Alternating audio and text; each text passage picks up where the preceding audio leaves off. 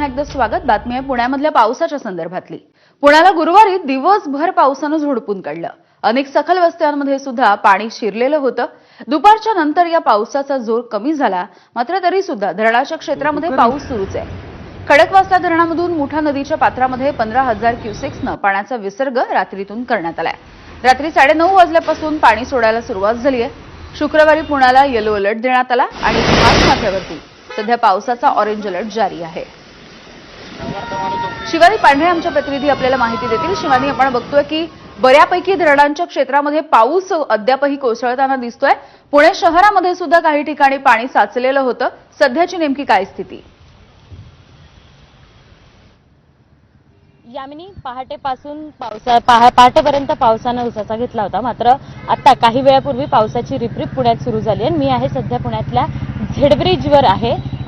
नदीपात्रात जर आपण बघितलं, नदीपात्रात खडकवासला धरणातनं विसर्ग सुरू झालाय आणि या विसर्गामुळे जो झेड ब्रिज आहे तो देखील पाण्याखाली जायला सुरुवात झाली आहे। काल रात्रीपासनं 15,000 क्युसेकनं खडकवासला धरणातनं पाण्याचा विसर्ग होतोय, त्यामुळे जे धरण साखळीतलं जे काही घरं आहेत, जे काही वस्त्या आहेत, त्यांना देखील सतर्कतेचा इशारा दिलाय। एवढंच नाही तर पुण्यात जरी पाऊस कमी असला तरीही घाटमाथ्यावर मात्र ऑरेंज अलर्ट किंवा रेड अलर्ट देण्यात आला होता रात्री। त्यामुळे तिकडला पाणी आणि आजूबाजूचे ओढे आणि नाले आहेत त्याचं देखील पाणी या मुळामुठा नदीत आल्यानं हा सगळा जो समोरचा भिडेपूल आपण जो बघतोय तो पाण्याखाली गेल्याचं पाहायला मिळतंय। आज दिवसभर पुण्यात पावसाची रिपरिप राहण्याची शक्यता आहे आणि महत्त्वाचं म्हणजे आज दोन्ही पालख्यांचा संगम पुण्यात होणार आहे। वारकरी पुण्यात येणार आहेत। साधू संत येती घरा तोची दिवाळी दसरा असं सगळं पुण्यात बघायला मिळणार आहे।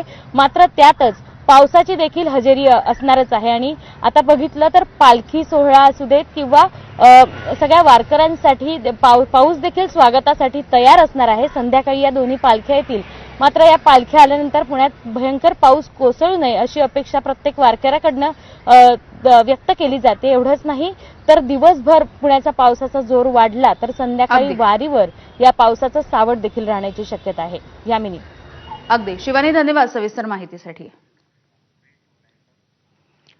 तर पुण्यामधल्या मुसळधार पावसामुळे उजनीकडे येणाऱ्या पाण्याचा विसर्ग 58,585 क्युसेक्स झालेला आहे। अजूनही हा विसर्ग 70,000 पेक्षा जास्त होण्याची शक्यता आहे।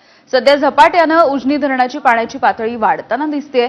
आज सकाळी 62% इतकी असणारी पातळी ही संध्याकाळपर्यंत 75% जाण्याची शक्यता आहे।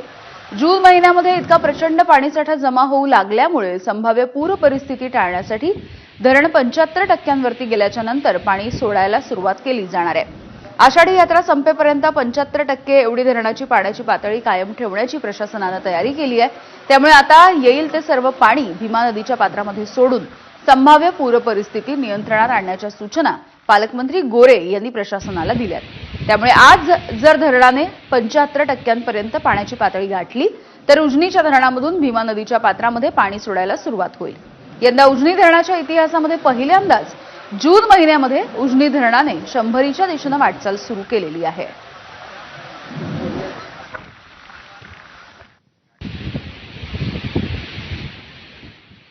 बातमी नाशिकमधली, कारण काल संध्याकाळपासून नाशिकमध्ये पावसाने काहीशी विश्रांती घेतली। त्यामुळे नाशिकच्या गोदावरीच्या पाण्याच्या पातळीमध्ये काहीशी घट झाली आहे। गोदावरीला आलेली पूरसदृश्य परिस्थिती सुद्धा आता काहीशी कमी झाली आहे। दुतोंड्या मारुतीच्या काल कमरेला पाणी लागलं होतं, मात्र आता हे पाणी कमी झालं असून गोदाकाठची मंदिरं सुद्धा आता दिसायला लागलेली आहेत।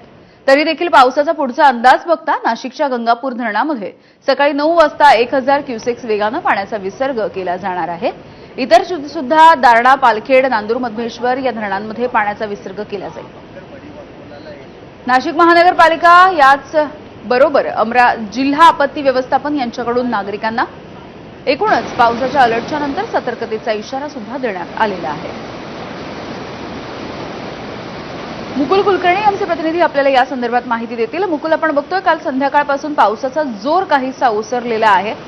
गोदावरीला जो पूर आला होता ती स्थिती सुद्धा आता काहीशी कमी झाली आहे। काय सध्याची परिस्थिती आहे?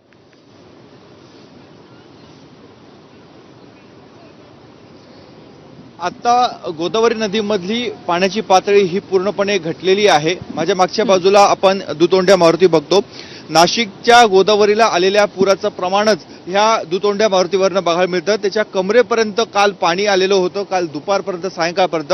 मात्र सायंकाळी 5-6 वाजल्यापासून पावसाने विश्रांती घेतली आणि आता आपण बघतोय की पूर्णपणे दुतोंड्या मारुती आपल्याला बघतोय, त्याचे चरण देखील आपल्याला बघायला मिळत आहे. आणि गोदा काठावरची इतर जी मंदिरं आहेत, जी मंदिरं काल पाण्याने पूर्णपणे वेढली गेली होती, पाण्याखाली गेलेली होती, ती मंदिरं देखील आता दिसू लागलेली आहे. त्यामुळे खरं तर गंगापूर धरणामधनं पाण्याचा विसर्ग न होता काल शहरामध्ये साधारणतः 60 मिलीमीटर पावसाची नोंद करण्यात आलेली होती. मोठ्या प्रमाणात पाऊस झाला, त्यामुळे शहरातल्या रस्त्यांवरचं नाल्यांमधलं पाणी हे गोदावरी नदीपात्रामध्ये मिसळलेलं होतं आणि म्हणूनच गोदावरी नदी पात्राची पाण्याची पातळीही वाढलेली होती.